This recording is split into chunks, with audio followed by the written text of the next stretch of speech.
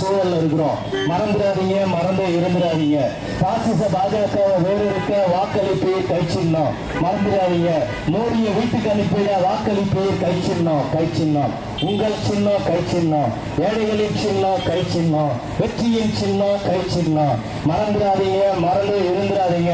ஐயா மறந்துடாதீங்க, கை சின்னம் உங்கள் சின்னம் கை சின்னம், ஏழைகளின் சின்னம் கை சின்னம், வெற்றியின் சின்னம் கை சின்னம், 8 கோடி தமிழர்களின் சின்னம் கை சின்னம், தமிழனின் வாழ்வாதாரத்தையும் வாழ்வியல் உரிமைகளையும் மீட்டெடுக்கும் சின்னம் கை சின்னம், கை சின்னம். மறந்துடாதீங்க, மறந்து இருந்துடாதீங்க.